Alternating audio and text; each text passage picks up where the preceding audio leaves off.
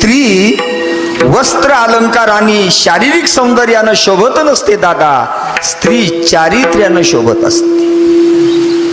घोडा रंगानं कसा आहे, घोडा ताजा तबेलेदार कसा आहे, यानं घोडा कधी शोभत नसतो दादा. घोडा धावतो किती याच्यावर घोड्याची शोभा आहे, याच्यावर घोड्याची शोभा. मंदिर किती मोठं आहे, मंदिराला खांब किती आहेत, मंदिराचा कळस सोन्याचा आहे का, चांदीचा आहे का, तांब्याचा आहे का, रुपयाचा आहे का, पितळाचा आहे, यानं मंदिराची शोभा नाही दादा. त्या मंदिरामध्ये तर रोज पूजा चालत असेल, त्या मंदिरामध्ये जर नित्य भजन होत असेल आणि त्या मंदिरामध्ये जर नित्य भक्त दर्शनाला येत असतील तर या सगळ्या गोष्टीनं मंदिराची शोभा आहे दादा.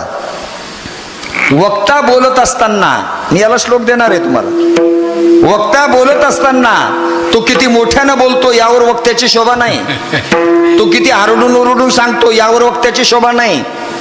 वक्ता बोलत असताना तो वक्ता किती पटापटा बोलतो, शब्द फेक करतो, यावर वक्त्याची शोभा नाही दादा. शास्त्र म्हणते वक्ता किती रचनात्मक व्याकरण वापरून बोलतोय यावर वक्त्याची शोभा आहे. एखादी नदी वाहत असेल, त्या नदीमध्ये पाणी किती आहे, त्या नदीचं पात्र केवढं आहे, पाणी किती वेगानं वाहतं, यावर त्या नदीची शोभा नाही दादा. त्या नदीमध्ये एखादा हंसाचा जोडा जर क्रीडा करत असेल तर यानं नदीची शोभा. एखादी सभा भरलेली आहे, लाखो माणसं सभेला एखाद्या राजकारणी माणसानं जमवलीत, सभेची शोभा किती माणसं जमले यावर कधीच होत नसती दादा.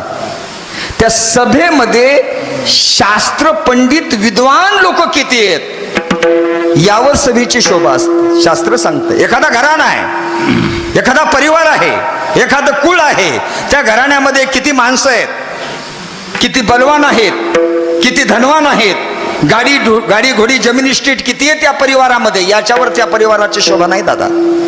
त्या कुळाची शोभा आहे त्या कुळामध्ये एखादा सत्पुत्र जन्माला आलेला आहे का,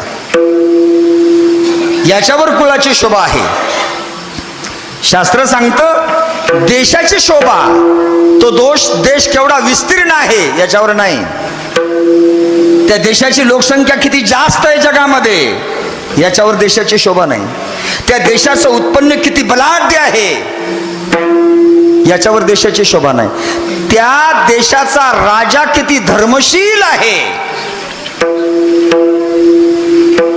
यावर देशाची शोभा आहे. आणि या त्रिजगताची शोभा काय काय त्रिजगतामध्ये असेल त्याच्यावर नाही दादा. त्या त्रिजगताचा स्वामी भगवान विष्णू आहेत म्हणून त्रिजगताची शोभा आहे.